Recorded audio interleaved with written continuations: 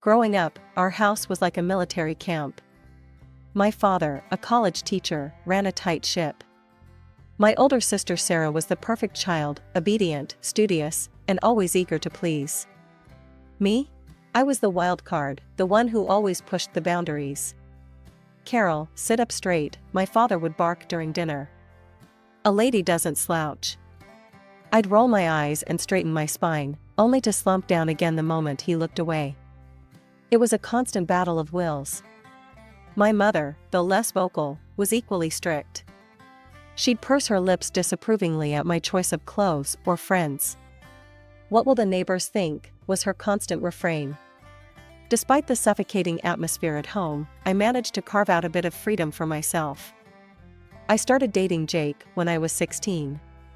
He was 19, in college, and everything my parents would disapprove of. We kept it secret, stealing moments together whenever we could. Life seemed to be looking up. I had plans to go to college, to finally escape the suffocating grip of my parents' expectations. But fate, it seems, had other plans. It was a few months after my 18th birthday when I started feeling sick in the mornings. At first, I brushed it off as stress from my upcoming exams. But as the days went by, a nagging suspicion began to grow. I still remember standing in the tiny bathroom of a gas station, staring at the little plastic stick in my trembling hands. 2 pink lines. Positive. I was pregnant. I spent the next few days and a days, trying to figure out what to do. I knew I had to tell Jake, but every time I picked up the phone, my courage failed me. Finally, I couldn't put it off any longer. We met at our usual spot, a small park hidden away from prying eyes. Jake was all smiles when he saw me, but his face fell as soon as he noticed my expression. "Carol, what's wrong?" he asked, reaching for my hand. I pulled away, wrapping my arms around myself. "I'm pregnant," I blurted out. The silence that followed was deafening. Jake's face went through a range of emotions: shock, disbelief, and then, fear. "Are you sure?" he finally managed to say. I nodded, tears welling up in my eyes. I took 3 tests. They were all positive. Jake ran his hands through his hair, his eyes cold. "You need to get rid of it." "An abortion, Carol. It's the only way. We're too young for this. It would ruin both our lives." I couldn't believe what I was hearing. This was Jake, the boy I thought I loved, telling me to abort our child like it was nothing more than an inconvenience. "Get out of my sight," I hissed, turning away from him. He left without another word, leaving me alone with my thoughts and the weight of the decision I now had to make. Telling my parents was even worse. I waited until after dinner, when my father was in his usual spot in the living room, reading the newspaper. My mother was knitting, and Sarah was there too, hovering in the background. "I have something to tell you," I said, my voice shaking. My father lowered his newspaper, eyeing me suspiciously. "What is it, Carol?" I took a deep breath. "I'm pregnant." The explosion that followed was worse than I could have imagined. My father's face turned an alarming shade of red as he yelled about shame and disappointment. My mother burst into tears, wailing about what the neighbors would think. Sarah just stood there, her face a mask of shock and disgust. "You will get an abortion," my father declared once he'd calmed down enough to speak coherently. "We'll find a discreet clinic. No one needs to know about this mistake." Despite my initial reluctance, the constant pressure from my family wore me down. A few days later, I found myself sitting in a sterile doctor's office, my mother and Sarah flanking me like prison guards. The doctor, a kind-faced woman in her 50s, reviewed my charts with a frown. She looked up at me, her eyes full of concern.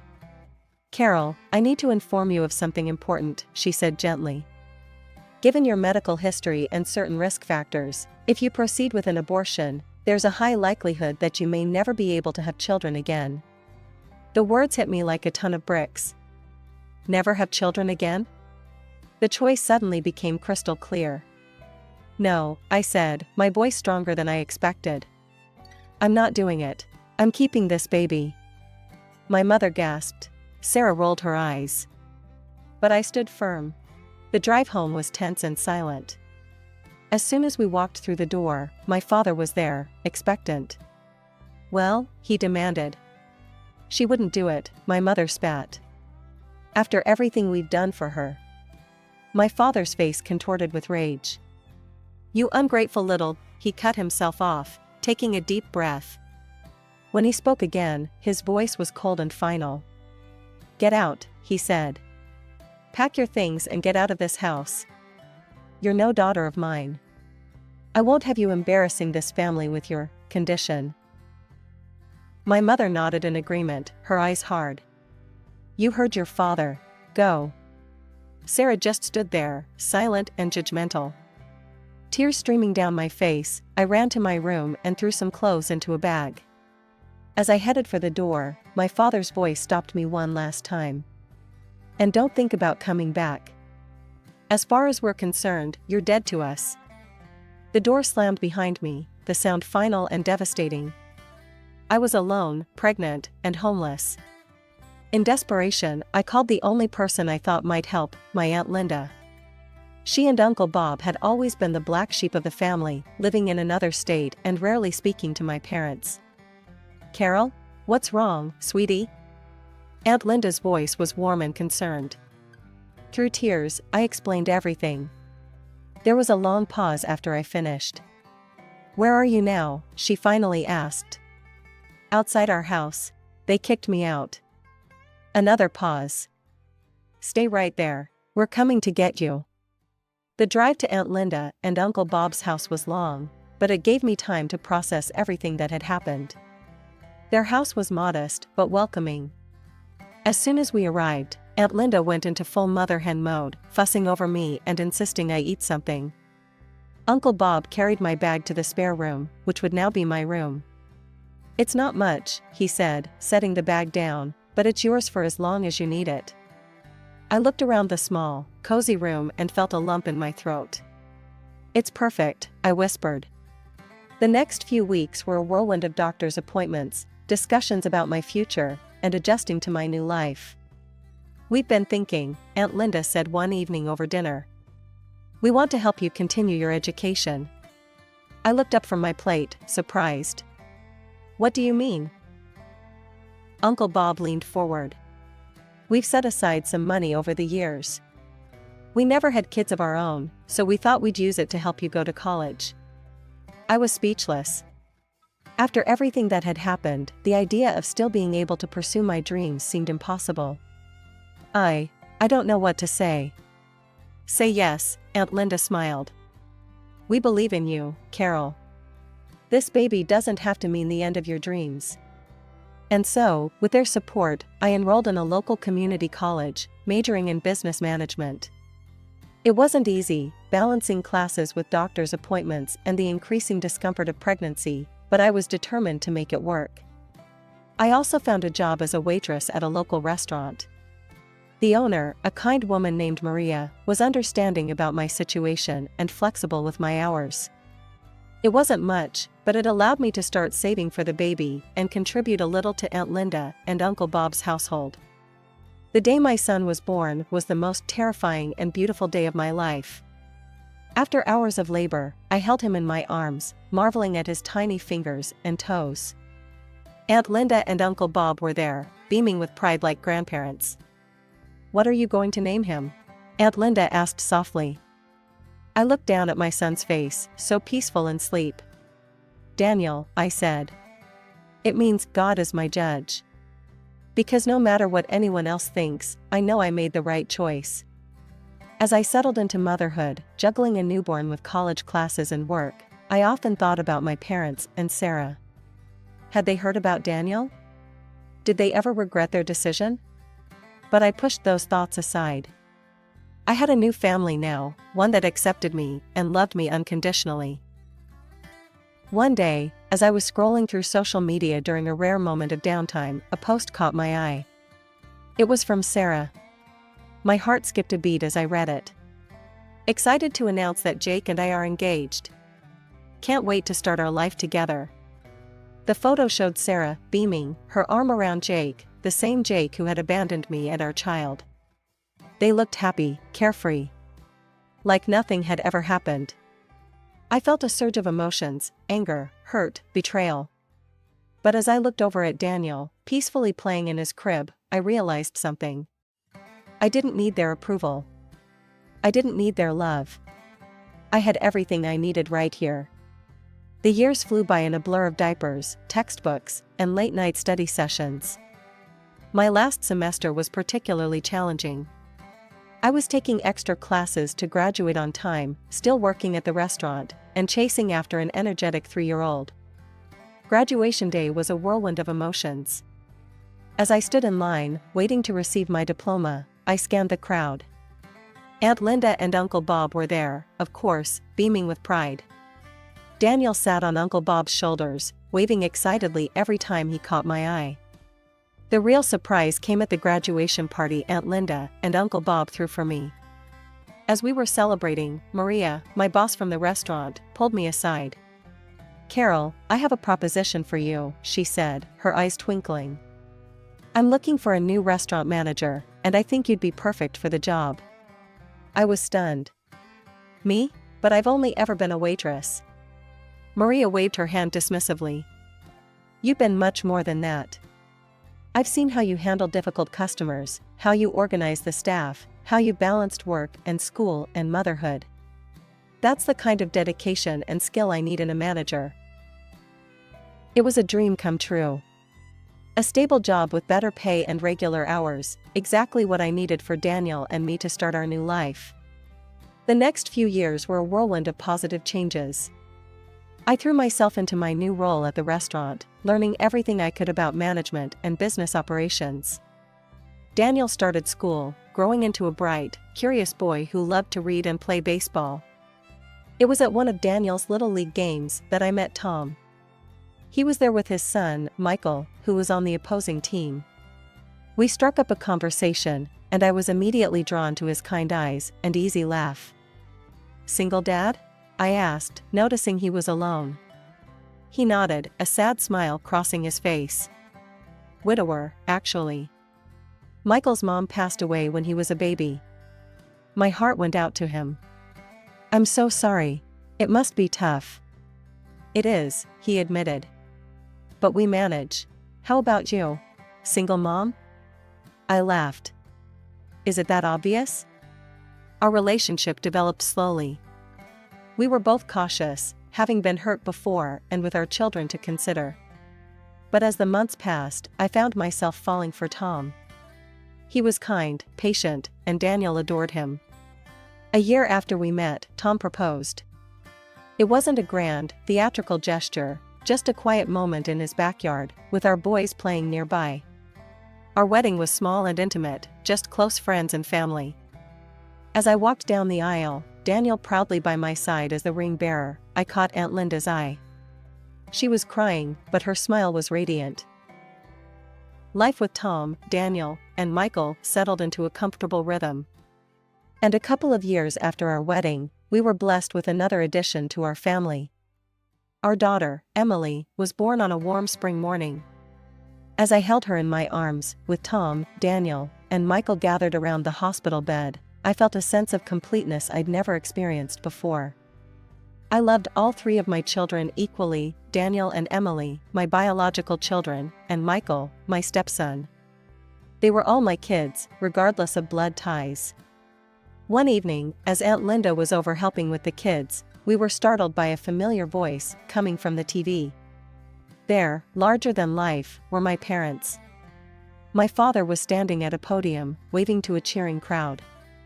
The ticker at the bottom of the screen read, "John Williams announces candidacy for mayor." I felt my heart stop. It had been years since I'd seen my parents, even if only on a screen. My father looked older, his hair grayer, but his eyes still held that stern, determined look I remembered so well. As we watched him speak about family values and moral integrity, Aunt Linda's face contorted with anger. "Hypocrites," she spat, her voice trembling with rage. I turned to her, shocked by her outburst. "Aunt Linda?" She took a deep breath, her eyes never leaving the screen. "There's something you need to know, Carol. Something they've hidden for years." What she told me next shook me to my core. Many years ago, before Sarah and I were born, my parents had their first child, a boy. But he was born with severe physical defects, without legs. Instead of embracing their child, they left him at the hospital, afraid he would embarrass them. I felt a whirlwind of emotions: shock, anger, disbelief, and a profound sadness for the brother I never knew. "Why didn't you tell me before?" I asked. Aunt Linda's eyes filled with tears. "I'm sorry, Carol. I should have. But after what they did to you, I didn't want to add to your pain." That night, after the kids were in bed, I made a decision. I needed to find my brother. With Tom's support, I hired a private investigator. Weeks passed, and finally, we got a lead. My brother was alive, and against all odds, he had thrived. He was a successful writer, married with children of his own. He had been adopted by a wealthy family who had given him every opportunity to succeed in life. Meeting him for the first time was surreal. Despite his physical differences, I could see echoes of my own features in his face. His name was James, and he greeted me with a warm smile and open arms. "I always knew I had a biological family out there somewhere," he said, his voice gentle. "I just never expected to find a sister." Over the next few months, James and I grew close. I introduced him to my family, and he welcomed us into his. His wife, Sarah, a coincidence that made me laugh, and their 2 children became a part of our extended family. 20 years had passed since that fateful day when my parents kicked me out of their house. Life had moved on, bringing its share of joys and sorrows. My eldest, Daniel, was now 19 and had just started college on a baseball scholarship. I couldn't have been prouder of the young man he'd become. One lazy Sunday afternoon, as I was scrolling through news articles on my tablet, a familiar face caught my eye. It was my father, looking older but still carrying that air of self-importance I remembered so well. The headline read, "Mayor John Williams discusses family values in exclusive interview." Curiosity got the better of me, and I clicked on the video. For a few minutes, I listened to my father espouse the importance of family, integrity, and moral values. And then, the interviewer asked about his children. My father's face softened into what I recognized as his public sympathy look. "I have one daughter, Sarah. She's the light of our lives. Tragically, we lost 2 of our children. The pain never really goes away, but it's made our family stronger." For days, I seethed with a quiet rage. How dare they? How dare they erase me, erase James, and paint themselves as tragic, sympathetic figures? Then, almost as if fate was intervening, James called. "Carol, guess what? I'm doing a book signing in our hometown next week. It would mean the world to me if you could come." "I wouldn't miss it for the world," I told James, a plan already forming in my mind. The following week, I found myself back in the city of my childhood. As I walked the familiar streets, memories flooded back, some good, many painful. I pushed them aside, focusing on what I needed to do. The book signing was being held in the grand ballroom of the city's most prestigious hotel. As I entered, I saw that James hadn't exaggerated. It seemed like half the town was there. Local celebrities, business leaders, and politicians all mingled, waiting for the event to begin.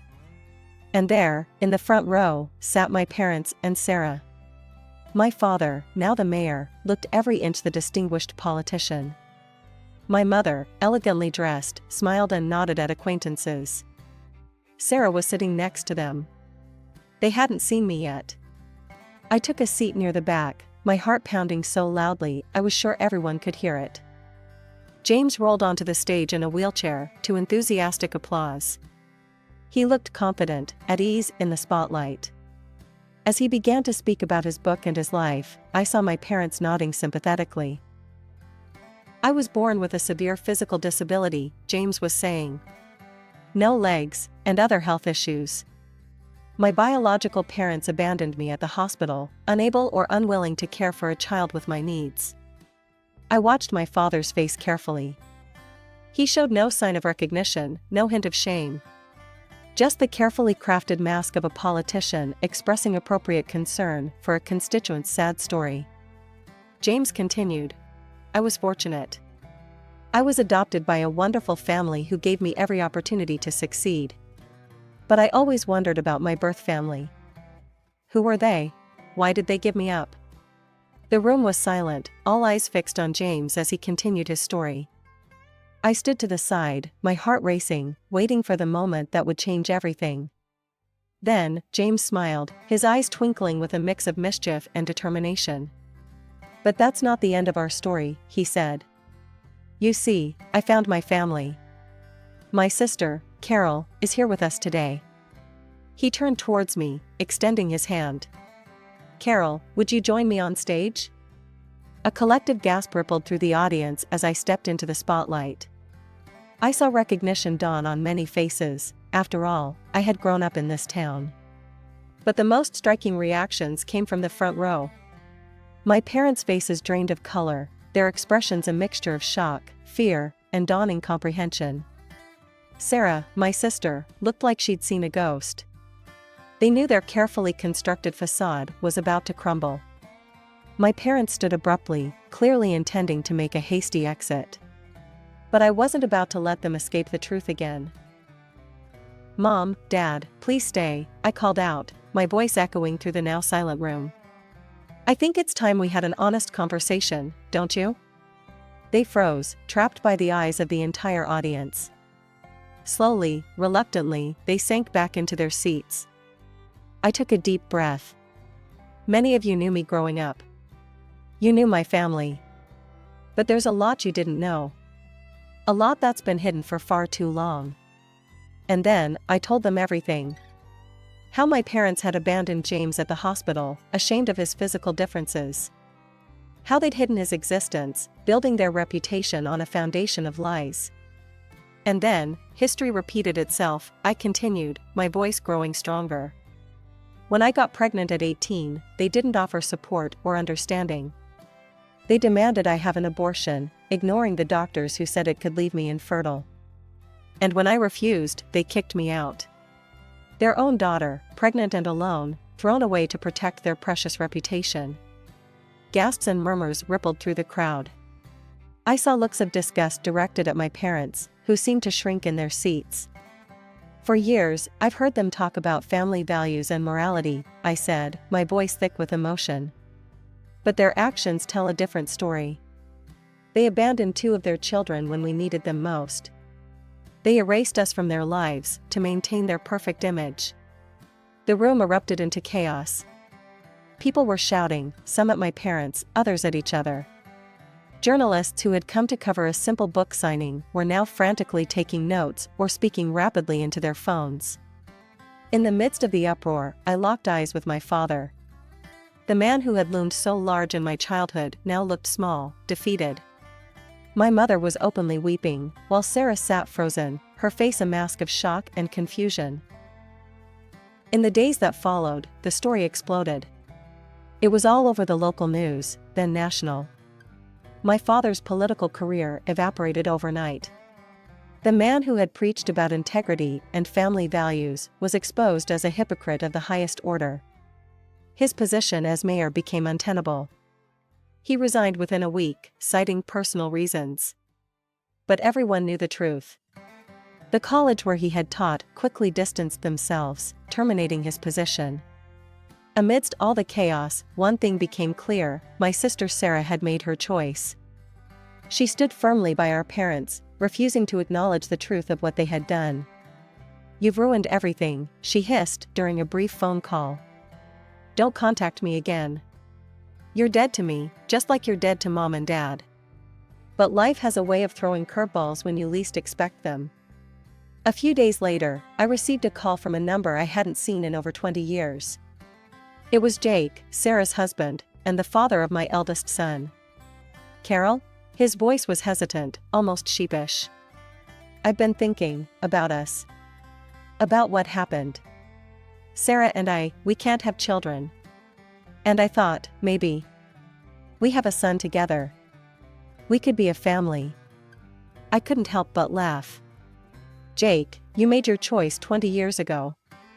You abandoned me when I was pregnant with your child. You married my sister. And now, just because you can't have children with her, you think you can come back to me? No, that's not how this works. But Carol. No, Jake. I have a wonderful husband and a beautiful family. I don't need you, and I certainly don't want you. Goodbye. I hung up, feeling a sense of closure I hadn't realized I needed. However, the surprises weren't over. The next day, I received another unexpected call. This time, it was from Jake's parents. Carol, a tentative voice asked. This is Martha, Jake's mother. We just found out about Daniel. Is it true? Do we have a grandson? The conversation that followed was emotional and eye-opening. It turned out that Jake and my parents had told them I'd had an abortion and run away from home. They'd spent years believing their grandchild never existed. We'd like to meet him, Martha said, her voice trembling. If that's okay with you, of course. We understand if you don't want us in your lives. I thought about it for a moment. These people weren't responsible for Jake's actions or my parents' lies. They were victims of the deception too. Okay, I said finally. I'll talk to Daniel and see if he's open to meeting you. The meeting between Daniel and his paternal grandparents went surprisingly well. There were tears, hugs, and a lot of catching up to do. Daniel, always compassionate, welcomed them with open arms. In the months that followed, life settled into a new normal. James and his family became regular fixtures in our lives, filling our home with laughter and love. Aunt Linda and Uncle Bob doted on all the grandchildren, biological or not. As for my parents and Sarah, I heard snippets of news now and then. They'd moved away, trying to escape the scandal. Part of me felt sorry for them, but I knew I'd done the right thing in telling the truth.